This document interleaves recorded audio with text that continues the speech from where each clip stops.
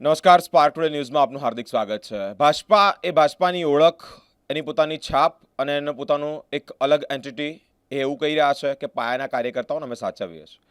પ્રદેશ અધ્યક્ષે જે પ્રમાણે વાત કરી તે પ્રમાણે કે સાંસદની ભલામણ, ધારાસભ્યોની ભલામણ એ નેતાઓ ભૂલી જજો કે અમે તમને ટિકિટ આપીશું, અમે એવા વ્યક્તિઓને સાચવીશું, અમે એવા કાર્યકર્તાઓને ટિકિટ આપીશું કે જે પાયાના કાર્યકર્તા છે, જેઓને પાથરણા પાથરવામાં ઇન્ટરેસ્ટ છે, એટલે કે અલગ અલગ સભાઓમાં જેણે પાથરણા પાથર્યા છે. એ વાત અત્યારે સાચી પુરવાર થઈ રહી છે.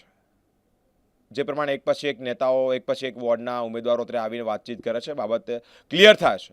ભૂપેન્દ્રભાઈ અને આખી તેમની ટીમ અત્યારે આવ્યા છે. એનું મહત્વની બેન બાબત એ છે કે વોર્ડ નંબર 17 એટલે કે સાચા અર્થમાં જગદીશભાઈ વિશ્વકર્મા એટલે કે પ્રદેશ અધ્યક્ષ જે બોલ્યા એ વાત અહીંયા પુરવાર થાય છે. રાજેન્દ્રભાઈ, હિરેનભાઈ, કોકિલાબેન આખી જે ટીમ છે તેઓની એક વિચારધારા, ભાજપની એક વિચારધારા અહીંયા સ્પષ્ટ થાય છે કે પાર્ટીએ પાથરતાની સાથે સાથે સ્કૂલવાન એટલે કે સ્કૂલના છોકરાઓને ઘરેથી સ્કૂલમાં મૂકે તેવા સ્કૂલવાન એક કાર્યકર્તા તરફ પણ જોયું છે. તમામનું સ્પાર્ક ટુડે ન્યૂઝમાં હાર્દિક સ્વાગત છે. ભૂપેન્દ્રભાઈ, શું કહેવા માંગો છો? સ્વપ્ને વિચાર્યું હતું કે ટિકિટ મળશે એમ?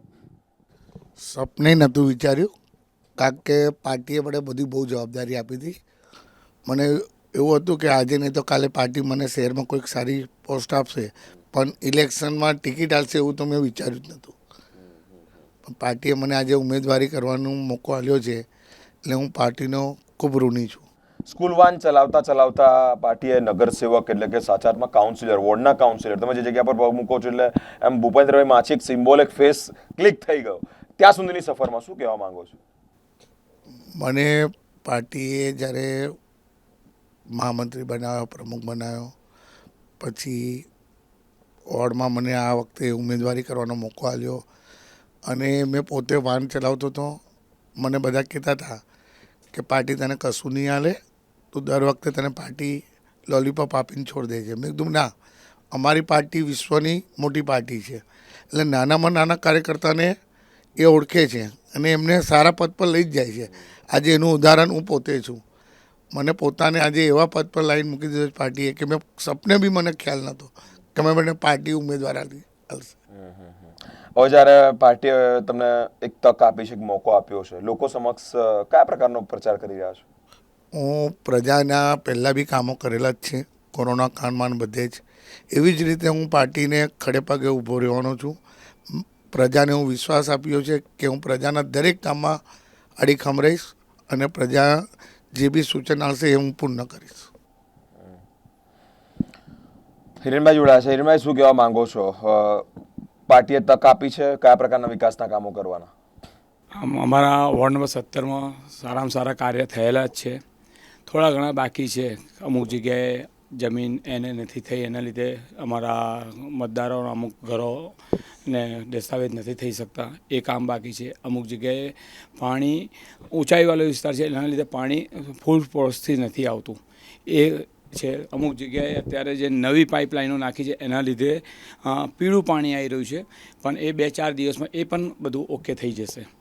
અત્યારે ફેરણી કરો છો, ડોર ટુ ડોર સંપર્ક કરી રહ્યા છો, લોકોનો કયા પ્રકારનો પ્રતિસાદ છે? પ્રતિસાદ તો એટલો સારો છે કે અમારા મતદારો અમને કહે છે અહીંયા આવવાની કોઈ જરૂરત નહીં, અમે બધા જ ભાજપ જોડે છે અને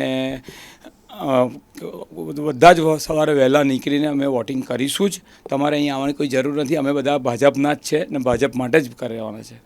બેન, શું કહેવા માંગો છો? પહેલાં તો માનતા માની હતી કે ચંપલ નહીં પહેરવાના, અત્યારે પાર્ટીએ તમારી માનતા સ્વીકારી લીધી, ભગવાને તમારી સામે જોયું ને પાર્ટીને નિમિત્ત બનાવ્યા. સાચી વાત છે. કયા પ્રકારની ખુશી? બસ બહુ જ ખુશ છું કે પાર્ટીએ પાર્ટી માટે જે સેવા આપી, પાર્ટી માટે જે રૂટનું જે કામ કર્યું છે, 1 by 1 સ્ટેપ બાય સ્ટેપ મને બધા જવાબદારી આપવામાં આવી છે. વોર્ડમાં પ્રમુખ બની, ઉપાધ્યક્ષ બની શહેરમાં, અને અત્યારે પાર્ટીએ મને ઉમેદવારીની તક આપી છે. પાર્ટી સાથે સંકળાયેલા છીએ કાયમ માટે, અને એવા વ્યક્તિઓ કે અમે બધા 4 જણા હોય કે બધા જ અમે મધ્યમ વર્ગથી આવીએ છીએ, અને મધ્યમ વર્ગથી આવ્યા પછી અમને લોકોને જ્યારે આ ઉમેદવારી આપવામાં આવી છે, અમને લોકોને એટલી બધી આમ અંદરથી એક્સાઇટમેન્ટ થઈ ગઈ છે કે અમે લોકો ક્યારે જીતીને બહાર પડીએ અને ક્યારે અમે લોકોની સેવા માટે લોકોની વચ્ચે જનતા સુધી પહોંચી, જન સુધી પહોંચીને એમના કામો સાંભળીએ, એમના કામો કરી આપીએ, નિયમાનુસાર જે કામો કરવાના હશે એ કરી આપીએ એમને. જીતી જશો, ભાજપનું સિમ્બોલ છે, સાહેબનું નામ છે, મુખ્યમંત્રી ડબલ એન્જિન સરકાર છે એવું તો કહે છે, પણ લોકોના વિશ્વાસ પરિપૂર્ણ કરશો? યસ, કેમ નહીં.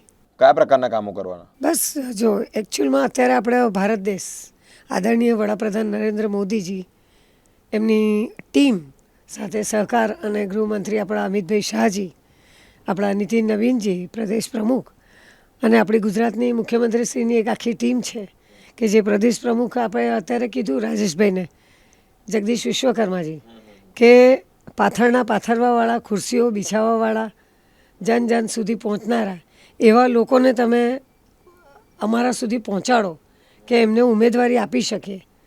તો જનતા સુધી જ્યારે અમને પહોંચવાનો મોકો મળ્યો છે તો અમે કેમ જનતાની વચ્ચે જઈને નહીં કામ કરીએ?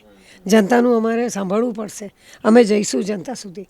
અને આમ જોવા જાય તો વડોદરાની અંદર પણ જે આપણા વડોદરાના પ્રદેશ, આપણા જે વડોદરાના જે ભારતીય જનતા પાર્ટીના પ્રમુખ છે ડૉક્ટર જયપ્રકાશ સોનીજી, સાંસદ છે આપણા હેમાંગભાઈ જોશીજી અને એમની સમગ્ર સંગઠનની ટીમ, એ લોકો જોયેલું જ છે કે આ લોકોને ઉમેદવારી આપી છે એટલે આ લોકો ત્યાં જનતા સુધી પહોંચી શકશે અને એમના જે બી કંઈ નાના મોટા પ્રશ્નો હશે એ આપણે નિવારીશું. બાકી ભારત દેશ તો આપણો ચોથા અર્થતંત્રમાં પહોંચી ગયો છે, એવા કોઈ કામો અત્યારે બાકી નથી, ઉલટાના વિકાસના કામો ચાલી રહ્યા છે. નાના મોટા હશે એને અમે પૂરા કરીશું. બેન, શું કહેવા માંગો છો? પ્રથમ વખત પાર્ટીએ ટિકિટ આપી છે. હું મીનાબેન પરમાર, વોર્ડ 17માંથી પાર્ટીએ ટિકિટ મને આપી છે વિશ્વાસ રાખીને એસસીની. તો જે હશે બધા કામ એ અમે પૂર્ણ કરીશું. કયા પ્રકારના વિકાસ, તમે જ્યારે અત્યારે લોકસંપર્કમાં જાઓ છો, કયા પ્રકારના કામો બાકી હોય તેવી બૂમો આવશે? મોસ્ટલી બાકી તો કોઈ નથી હોતા, પણ બધા કોઈ એવું કહે છે પાણીનો પ્રોબ્લેમ છે, રોડનો પ્રોબ્લેમ છે, ડેનેજનો પ્રોબ્લેમ છે, તો અમે એમને વિશ્વાસ આપીએ છીએ કે અમે પૂર્ણ કરીશું. જીતનો વિશ્વાસ છે? હા, લોકો તમારો વિશ્વાસ મૂકી રહ્યા વિશ્વાસ મૂકે છે. હા, બહુ ફેરણી કરવા ખુશ છે. જાઓ છો, કયા બહુ પ્રકારનો આદર મળી રહ્યો છે? બસ એવું કહે છે, બધા જોઈને અમને ભેટી પડે છે અને ખુશ થઈ જાય છે. બસ તમે ચિંતા ના કરો, અમે બધા તમને વોટ આપે, અમે તમારી સાથે જ છે. તમામ ચારે ચાર જે ઉમેદવાર છે તેઓ જીતનો વિશ્વાસ તો વ્યક્ત કરે છે, પરંતુ આ વોર્ડ ચર્ચામાં એટલે રહ્યો છે કે માછી સાહેબની વાત કરી રાજેશભાઈ કે જો સ્કૂલ વાન ચલાવતા હતા અને ત્યાંથી લઈ અને અત્યાર સુધીની સફર, એટલે કે નગરસેવક બન્યા, કાઉન્સિલર બનશે, લોકો તેમના પર વિશ્વાસ મૂકી રહ્યા છે. આખી પેનલને એવું કહી રહ્યા છે કે તમારે આવવાની જરૂર નથી, અમે તો કમળને વોટ આપીશું.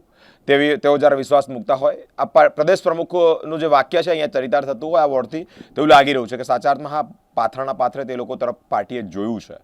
વિકાસના કામો અંતર્ગત ચર્ચા, એ ચર્ચા અંતર્ગત લોકોને પૂછવું છે, લોકો તરફથી શું રિસ્પોન્સ આવી રહ્યો છે, ઉમેદવારો શું કહી રહ્યા છે, આ બધી બાબતે ચર્ચા કરી. કન્ક્લુડમાં વડોદરા શહેરનો વિકાસ થાય તેવી ભાવના તેઓની પણ છે, લોકોની પણ છે અને અમારી પણ છે. તો વિકાસ રોકી કોણ રહ્યું છે તેમ અમારે પ્રશ્ન પૂછી અને એ બાબત આગળ ચલાવી છે, એટલે કે વાત વિચારણા કરવી છે. અલગ અલગ વોર્ડો સાથેની ચર્ચા આપ સુધી આવી રીતે પહોંચાડતા રહીશું. આવી તમામ અપડેટ જોવા માટે અમારી સાથે સ્પાર્ક ટુડે ન્યૂઝ પર જોડાયેલા રહો. કેમેરામેન નિસર્ગ સાથે હું બિરેન, સ્પાર્ક ટુડે ન્યૂઝ.